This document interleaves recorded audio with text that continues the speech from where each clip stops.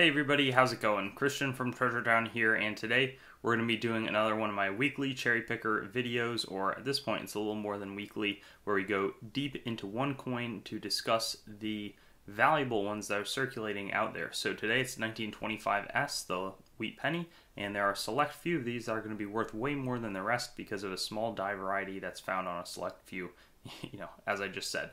But I'll show you where on the coin to look for it using the sample coin that does not have the error, and then after that we'll go to a PowerPoint presentation with clear values and super sharp images so that you know just what to look for. So let's get into the video. And on this 1925S non-error sample coin, we're going to be checking out the date and the mint mark. So there's a double die obverse that can be seen in the date, not on this coin, but on some of them. And there's also going to be a pretty noticeable repunched mint mark that you can also search for, but I'll tell you the values and the close-up photos on these coins in just a moment. And here we can see the 1925S double die obverse, and it's not an extremely obvious coin compared to some of the other die varieties, but you can generally see it kind of in the extreme extra thickness in the 9, and then also this top part of the 5. There's some doubling there where the top of it sort of juts out a bit extra.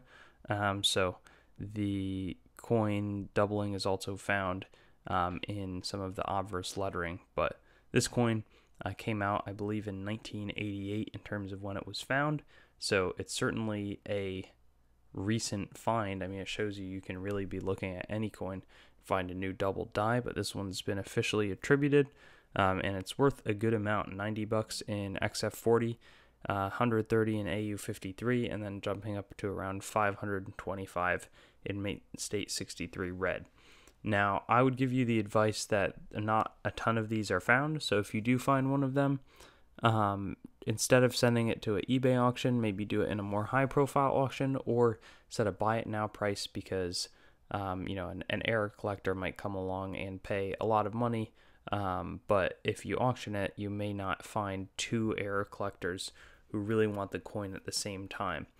You can also search coins that have already been certified. People often don't really realize that there are these cherry picker errors or varieties, so you can make some great finds that way. Also, before we forget, there's also this repunched mint mark variety that I think is pretty significant and certainly carries a strong premium from a value perspective, which is this extra south punching. It's worth about 100 bucks in XF40, 150 in AU53, and a little bit less, or a little bit more, up top, about 850 in Mint State 63 red. So I consider that a sharp error to be on the lookout for as well. Thanks for watching the video.